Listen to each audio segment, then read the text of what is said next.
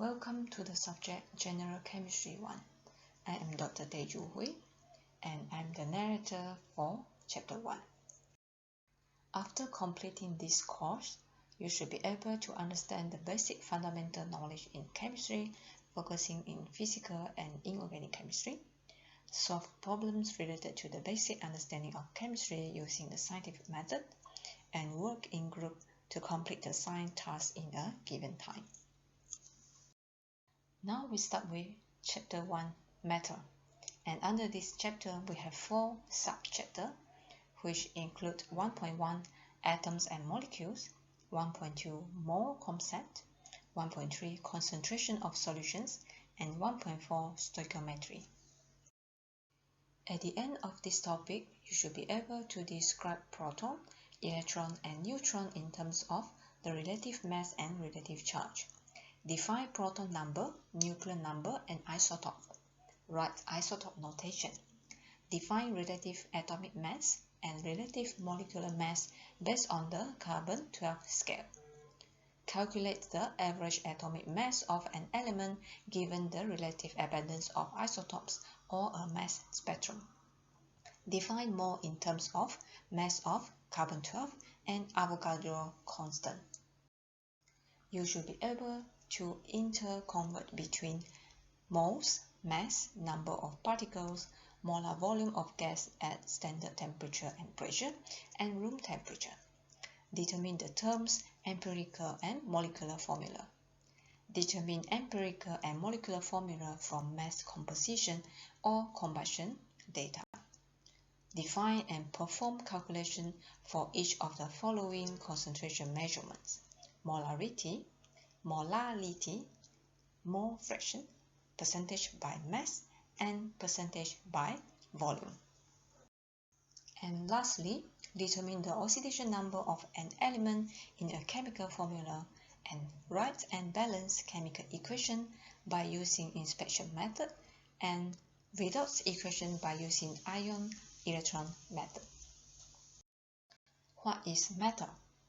The Earth is one large mixture of gases, liquids, and solids, and matter is everything around you.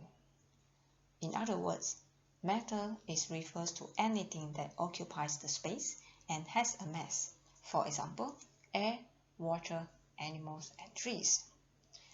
Matter may consist of atoms, molecules, or ions, and they can exist in the form of solid, liquid, and gas.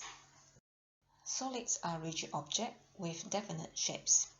Liquids are less rigid as solid, and they are fluid, means they are able to flow and assume the shape of their container. Gas are also fluid, but they can expand indefinitely. The 3 stages of matter can be interconverted without changing the composition of the substances. For example, H2O. It is known as the ice at solid. With continuous heating, it can be changed to liquid form, which is known as water, and further heating will change it into gas form. Substances are matter that has a specific composition and specific properties. They can be either a compound or an element. They are known as a compound when they are composed of 2 or more different chemical elements, and this can be separated into simpler substances by chemical reaction. For example, water, glucose, and ammonia. They are known as elements when it is composed of atoms of only one type of atoms, and they cannot be separated into simpler substances through chemical reactions. For example, gold, tin, and oxygen. Mixture refers to different substances mixed together but not chemically combined. They are known as homogeneous mixture when they are uniform in composition and cannot be separated physically. For example, dissolved sugar mixed with water. They are known as heterogeneous mixture when they are not uniform in composition. For example, the mixture between water and oil. This figure shows the relationship among the elements, compounds, and other categories of metals. So under metals, we have mixtures and pure substances. Mixture can be separated to pure substances via physical methods. And we have two types of mixture, homogeneous and heterogeneous. Under substances, we have compounds that can be further separated into elements. Now we move to chapter 1.1, atoms and molecules. Atoms are the smallest unit of a chemical element or a compound. Atoms consist of three subatomic particles, where the proton and neutron are packed in a small nucleus, and the electrons move rapidly around the nucleus of an atom. This figure shows the location of proton, neutron, and electron in an atom. The proton and neutron are packed in a small nucleus, whereas the electrons are shown as the clouds around the nucleus. The masses and charges of these subatomic particles, namely the electron, proton, and neutron, are shown in this table. All atoms can be identified by the number of protons and neutrons they contain. The number of protons found in the nucleus of an atom is called the proton number or the atomic number. For example, in sodium, the sum of proton is 11, so therefore the proton number for sodium is 11. For neutral charge atom, the number of protons is equal to the number of electrons. So therefore, the number of proton and the number of electron of sodium is 11. The nuclear number or the mass number is the sum of protons and neutrons found in the nucleus of an atom. By using the same example, sodium, remember that we have number of proton of 11 in sodium. The number of neutron is 12, so therefore the nuclear number is equal to 11 plus 12, which is 23. If there are two or more atoms of the same element with the same number of protons but different number of neutrons, they are known as the isotopes. The isotopes have same chemical properties but different physical properties. For example, hydrogen has one proton and no neutron. The deuterium isotope has one proton and one neutron. However, in the tritium isotope, it has one proton and two neutrons.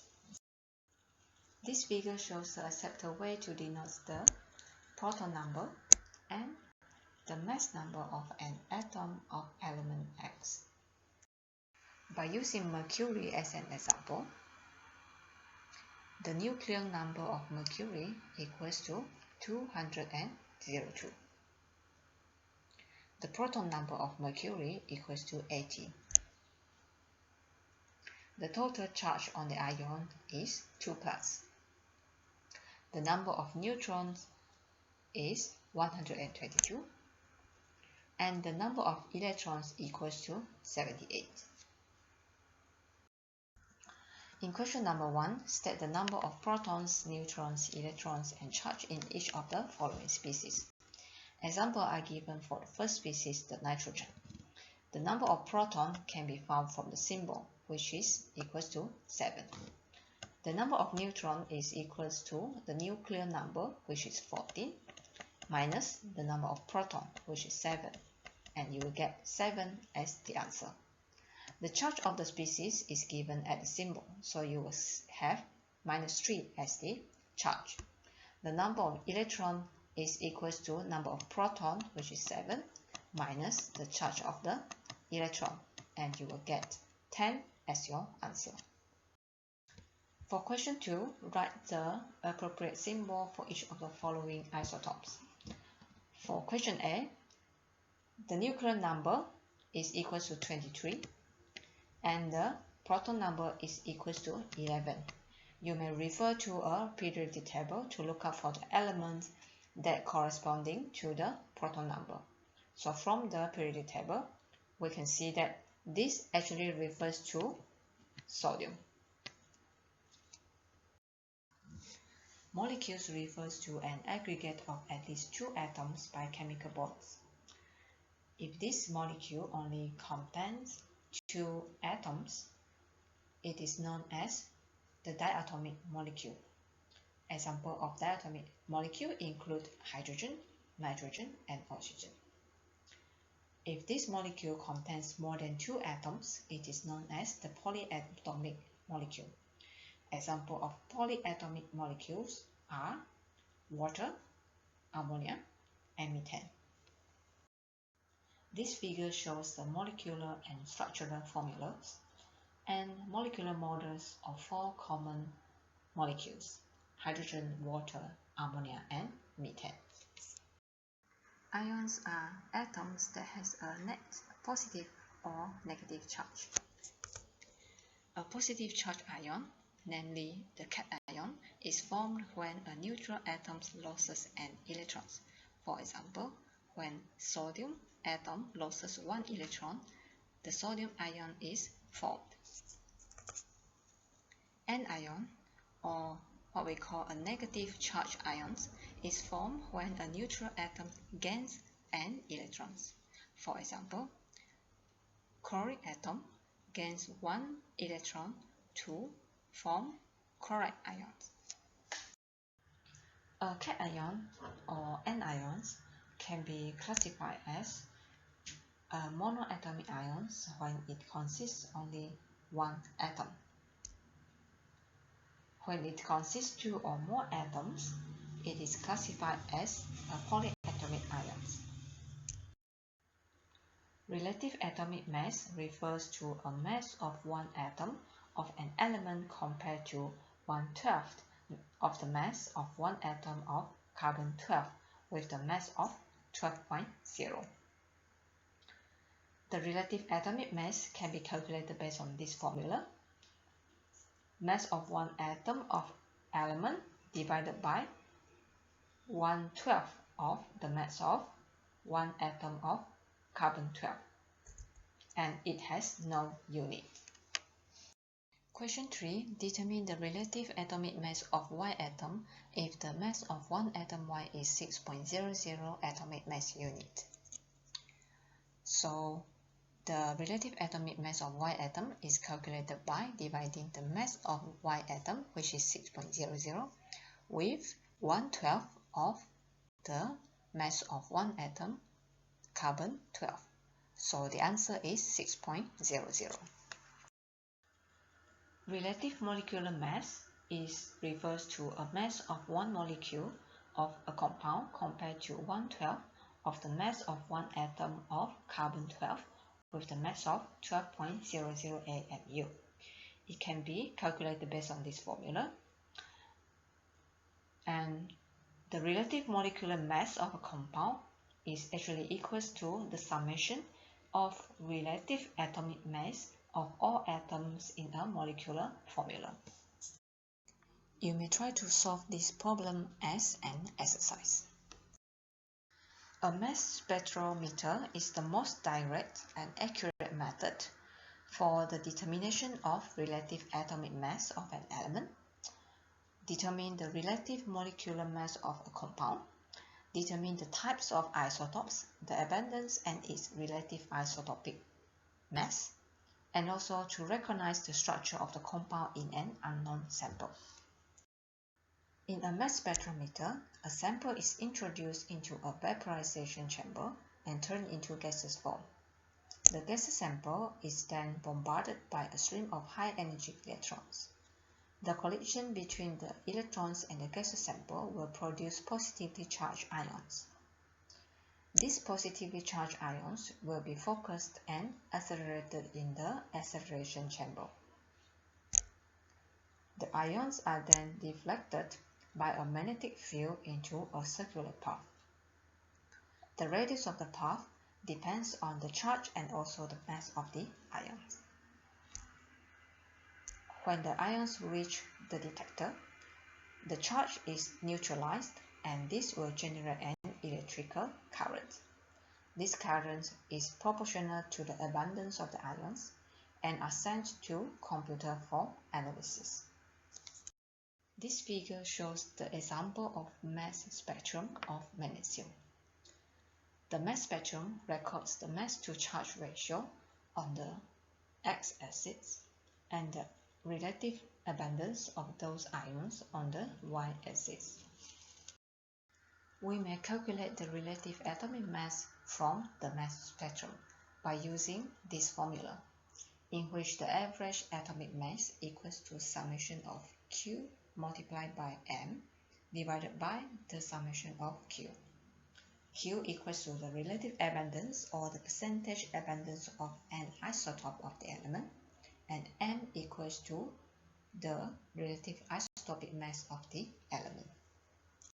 This figure shows the mass spectrum of the element rubidium.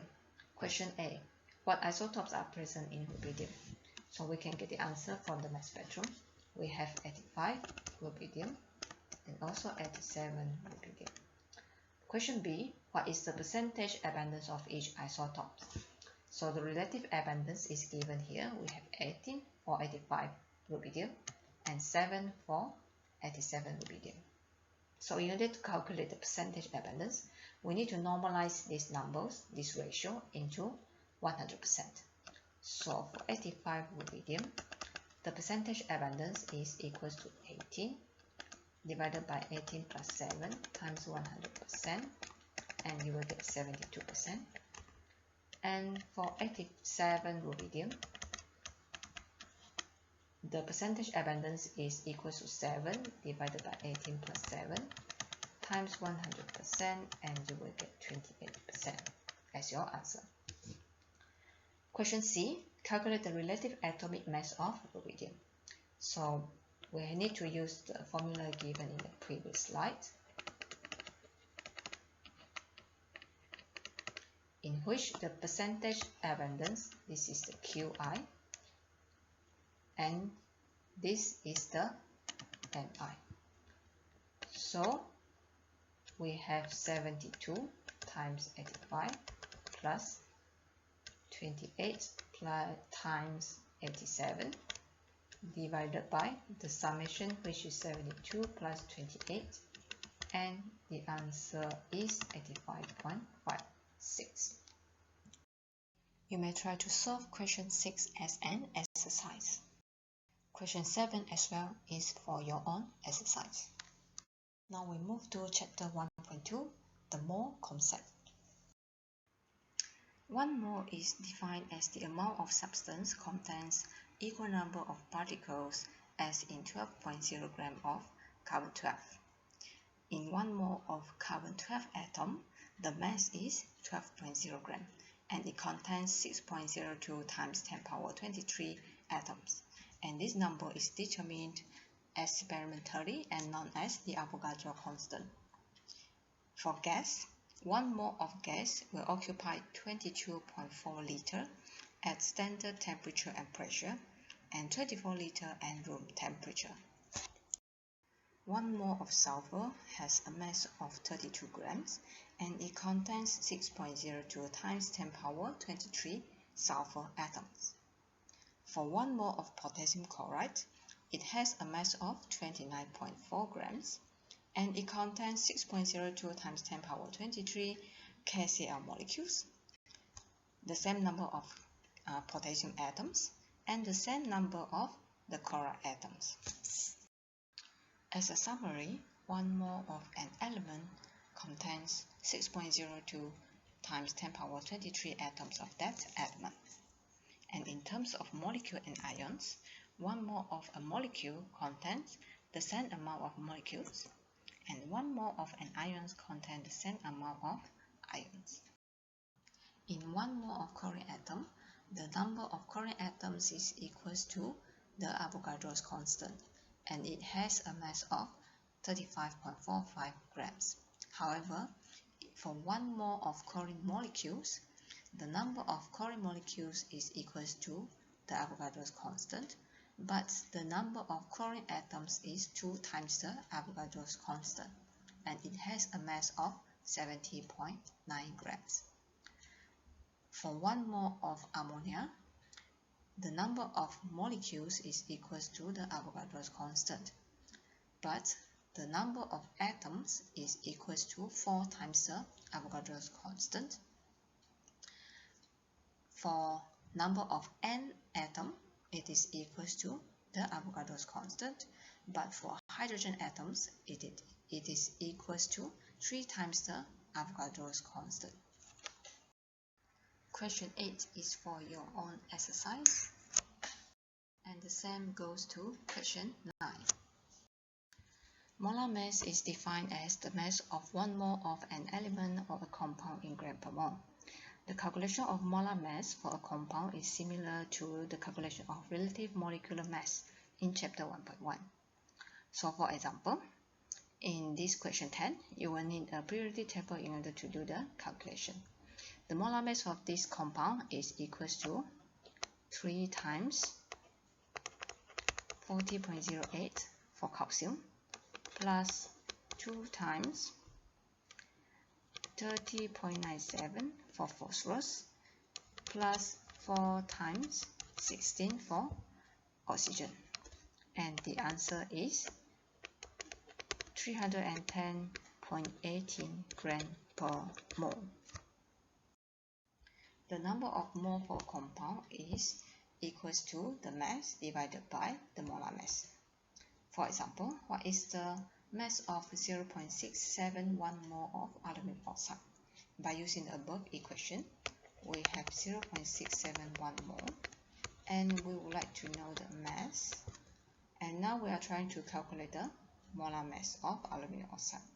We have 2 times 26.98 plus 3 times 16, and we will get the mass of 68.4 grams. The molar volume of any gas at standard temperature and pressure is equal to 22.4 decimeter cubic per mole.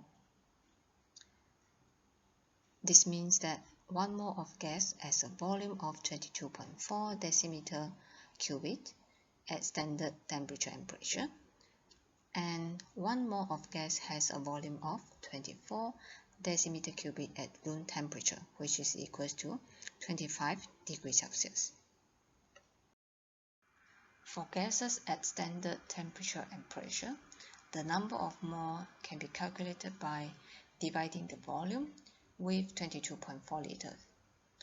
For gases at room temperature, the number of mole is equal to volume divided by 24 liters.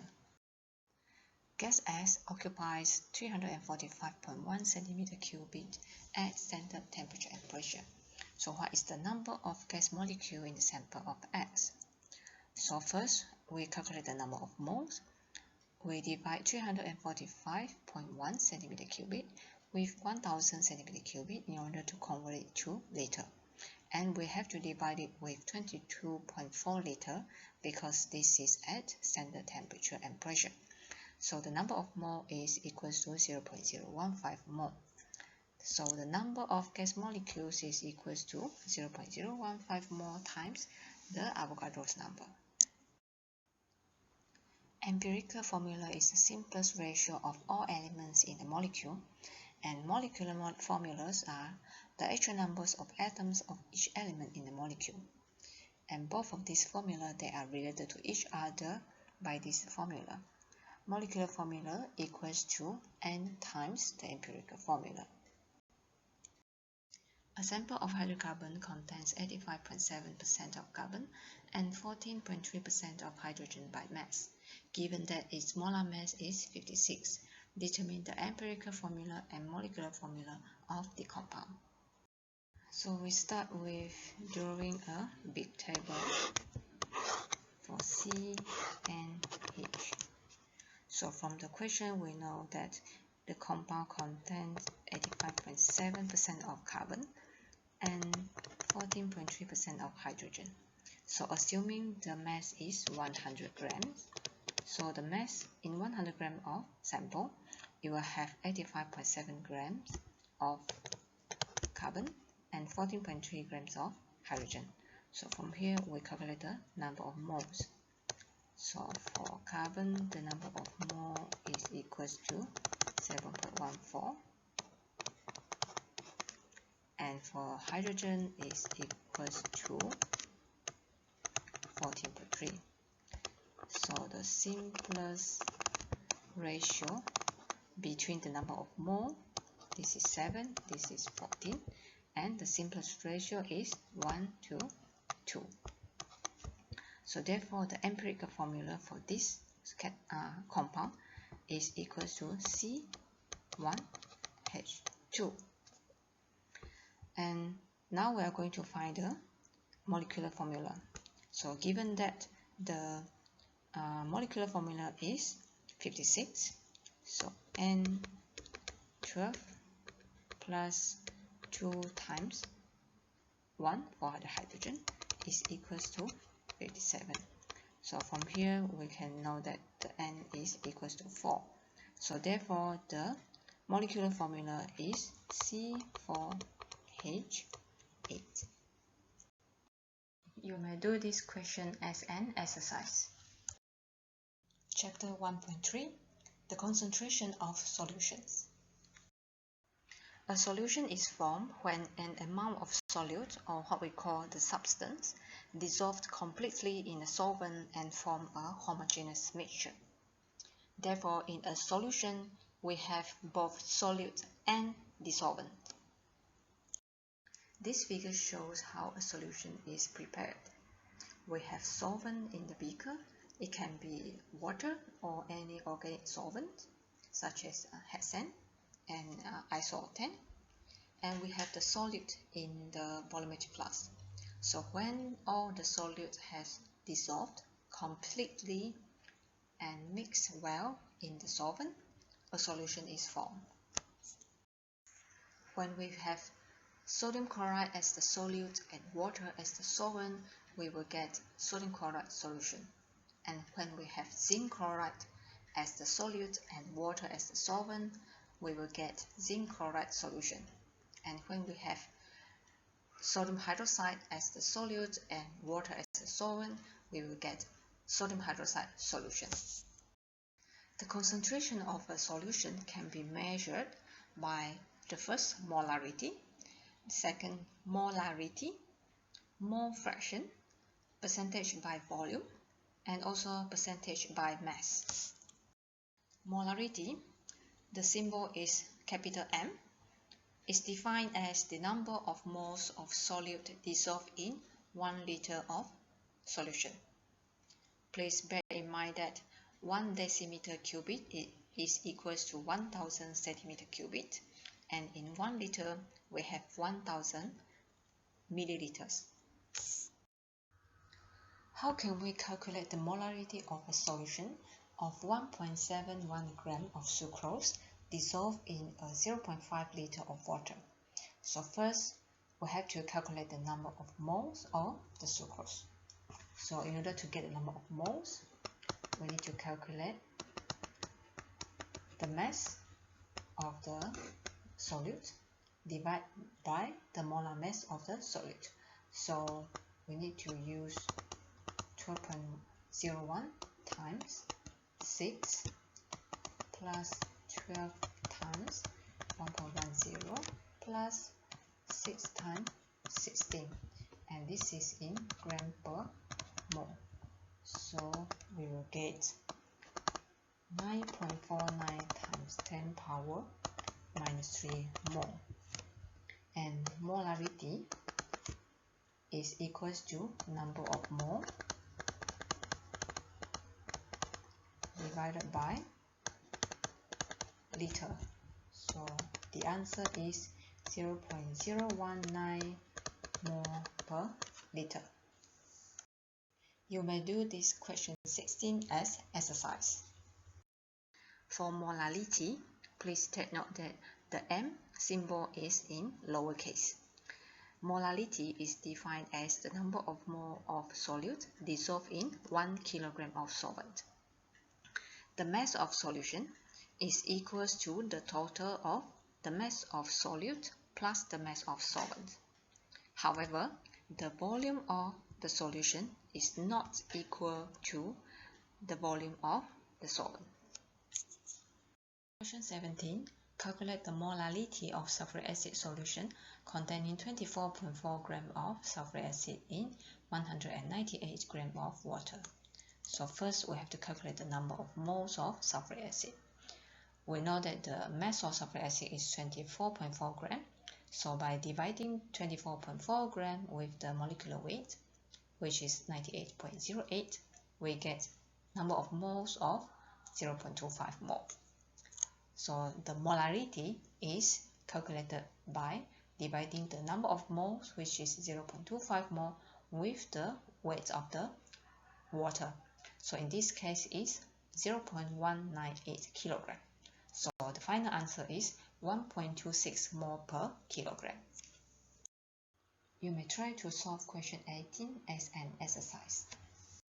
Mole fraction is defined as the number of moles of a component divided by total number of moles of all components. So consider in a mixture we have components A, components B, and component C. So the total mole fraction of a mixture is equals to 1 because we are adding the total number of moles of component A, component B, and component C. However, the mole fraction, for example, the component A only is always smaller than 1.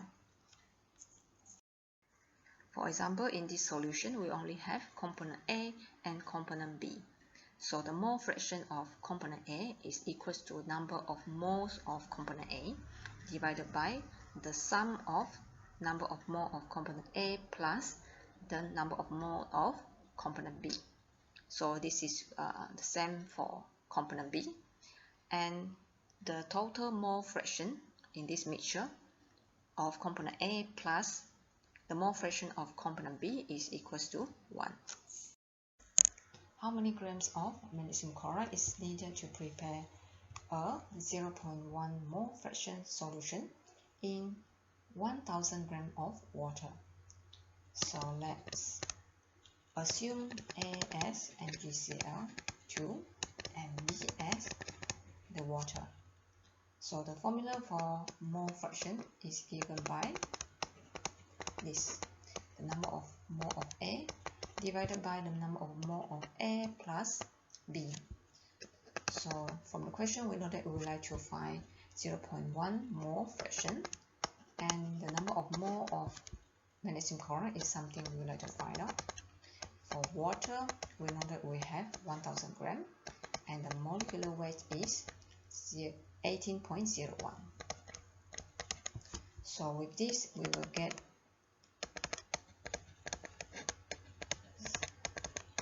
55.5 mole, and by rearranging this we will get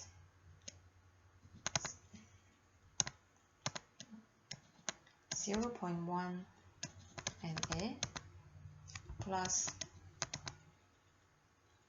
5.55 is equals to Na, and then the Na is equals to 6.17.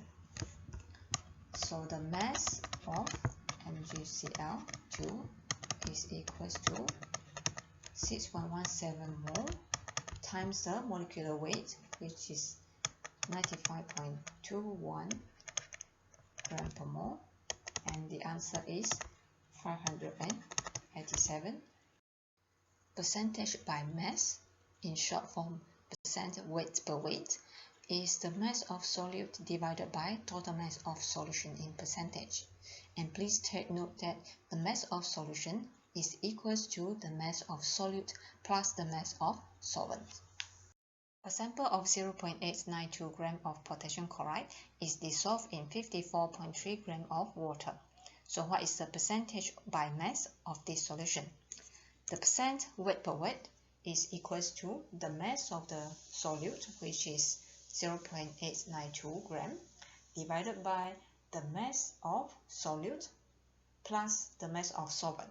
So in this case is 0.892 plus 54.3 times 100%.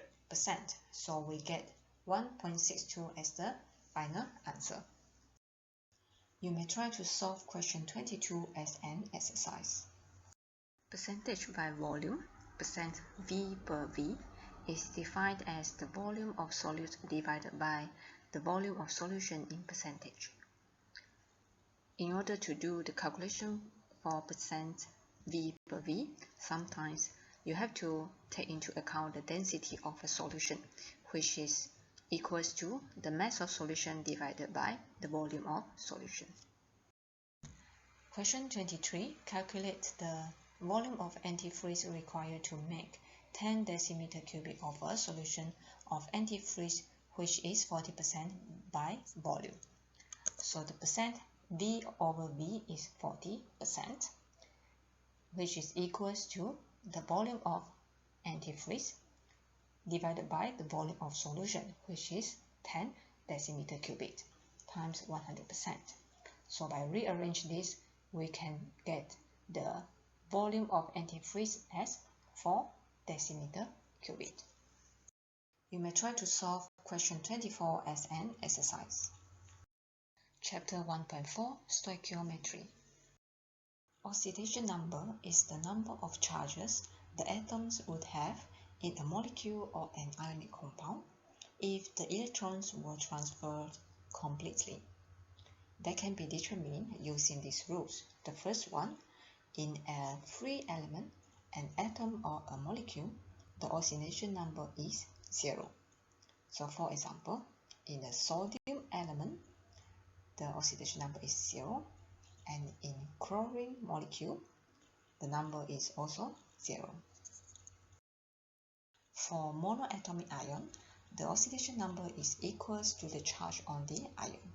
So for example, in aluminium 3 plus ion, the oxidation number is positive 3, and for sulfur ion, the oxidation number is minus 2.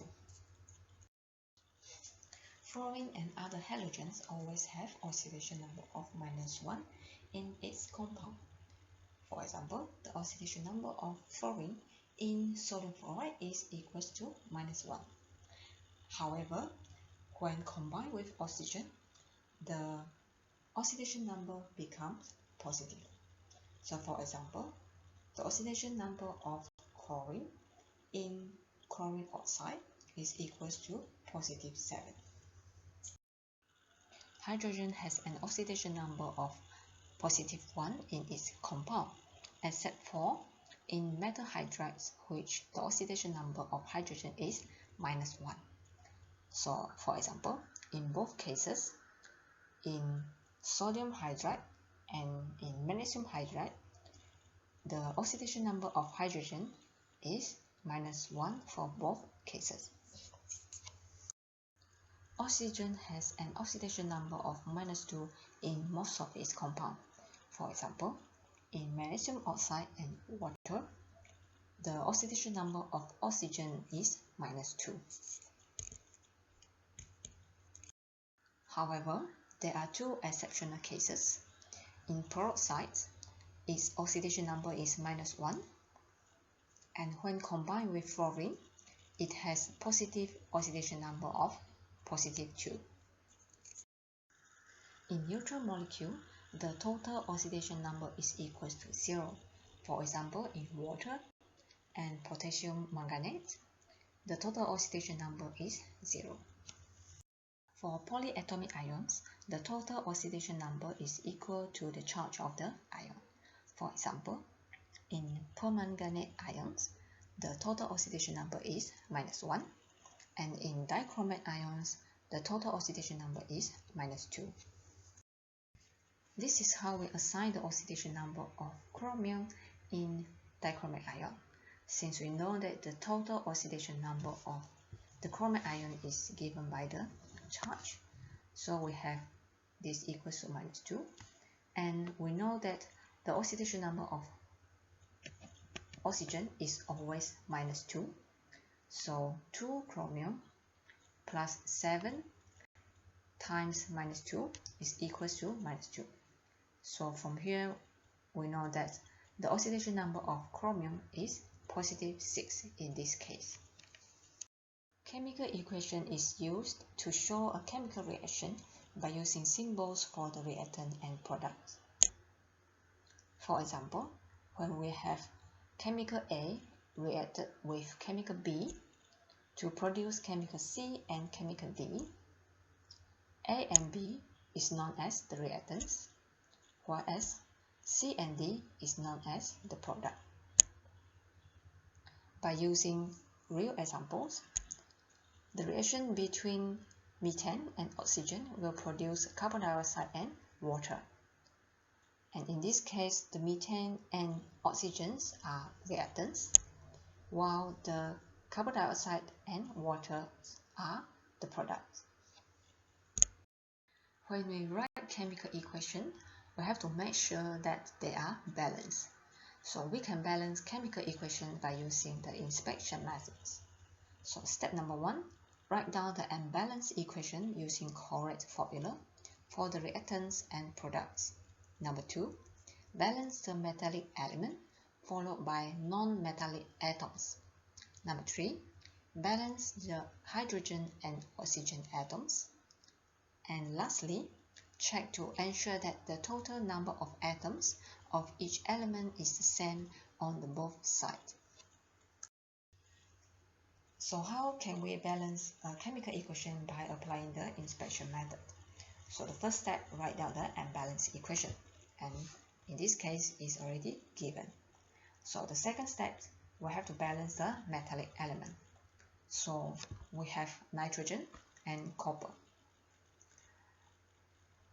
For the meantime, the copper is balanced, so we can ignore the copper at this moment. But for nitrogen, on the reactant side, we only have one nitrogen, but at the product side, we have two nitrogen. So in order to balance nitrogen, we have to have 2 moles of ammonia. So next, we balance the hydrogen ions. So from the reactant side, we have 6 hydrogen in total, but in the product side, we only have 2 hydrogen. So in order to balance, we need 3 moles of water. And then we need to balance the oxygen atoms. So from the product side, we have 3 oxygen atoms, but in the left side, the reactant side, we only have 1 oxygen. So in order to balance, we need 3 moles of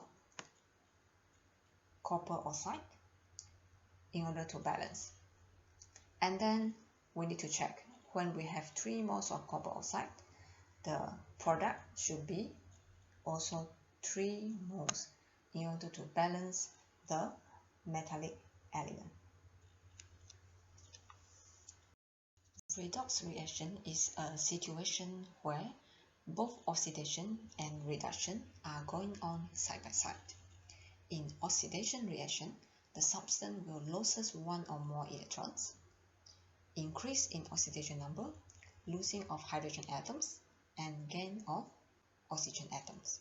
However, in reduction, the substance will gain 1 or more electrons, decrease in oxidation number, losing of oxygen atoms, but gain of hydrogen atom.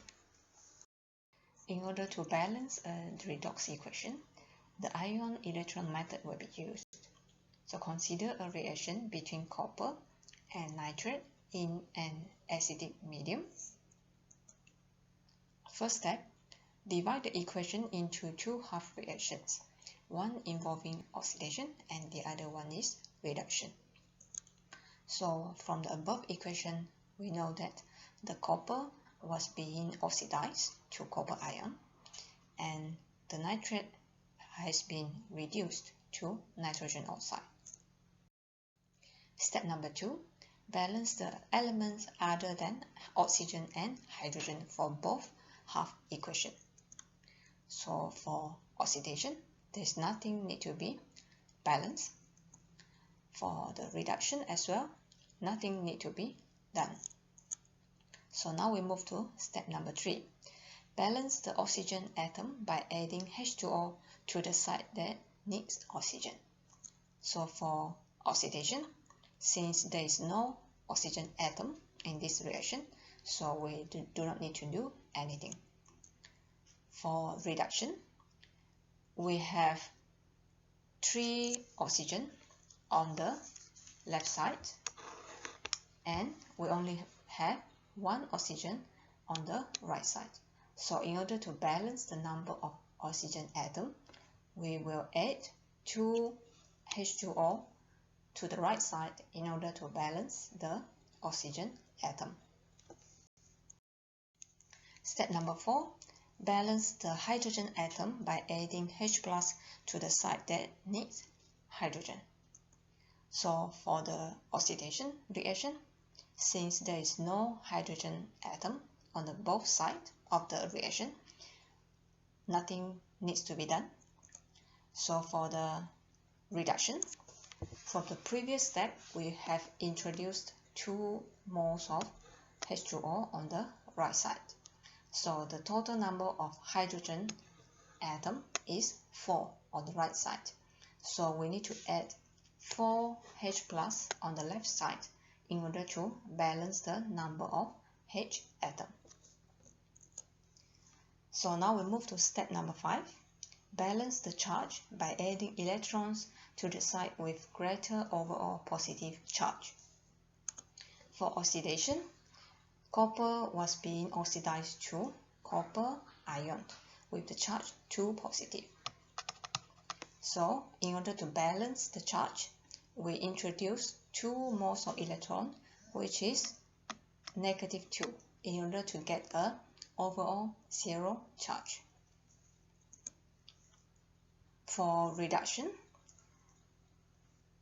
we have 4+ from the hydrogen, and for the nitrate is -1, and on the right side we have a total of 0 charge. So in order to balance this, we need to add in 3 electron, which is 3 times -1 in order to balance the overall charge.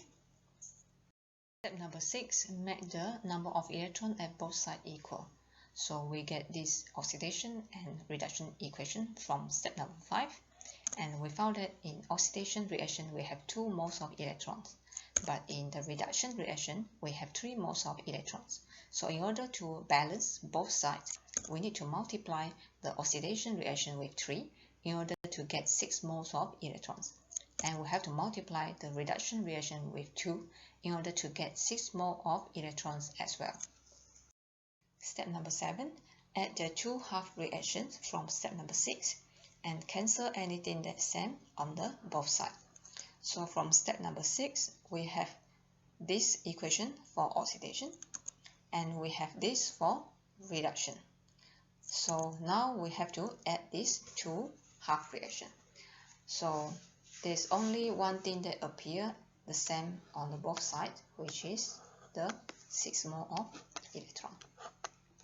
So after adding these half reactions, we get the equation like this. The final step, check the equation and make sure we have same number of atoms of each element and same total charge on both sides. So from the reactant side, we have a total charge of +6, and for the product side, the total charge is also +6. So now we are satisfied with this equation. If the same reaction is happen in a basic medium, there are a few more steps that need to be done before we get a balanced redox equation. So first step, we balance the equation as in acidic solution. So this is the equation we got from balancing as in acidic solution. Step number 2, add OH negative at both sides equal to the number of H+. So in step number 1, we have 8 H+ ion on the left side of the equation.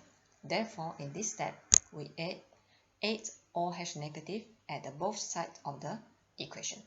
The next step, combine OH negative and H plus to form H2O, and this only happens on the left side of the equation. So combining OH negative and H plus, we have 8 H2O. The last step, cancel any H2O that are equal at both sides.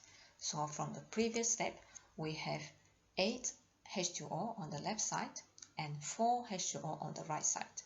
So by cancelling the H2O, at the end, we get 4 H2O in the balance equation. So you may try to balance the following redox equation as an exercise. Stoichiometry explains the relationship between relative quantities of reactants and products in a chemical reaction. For example, when we have the reaction between calcium carbonate and hydrochloric acid, we will get calcium chloride, carbon dioxide, and water as the product.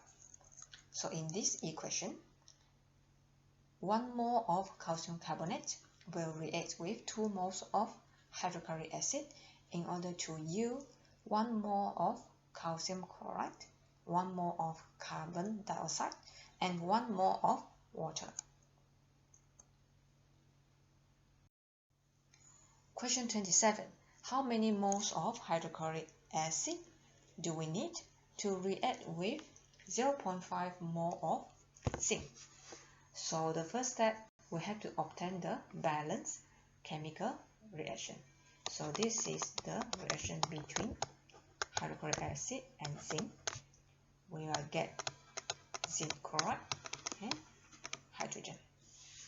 So in order to balance the element, we have 2 hydrogen here, and we have 2 moles of chloride on the left side, and on the right side, the number of zinc is balanced and the number of hydrogen is also balanced. So now we know that we have 0.5 mole of zinc.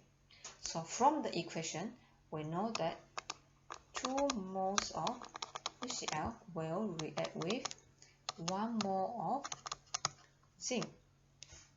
So when we have 0.5 mole of zinc, we will have 1 mole of HCl. So the answer is 1 mole. With that, I end chapter 1. Thank you for listening.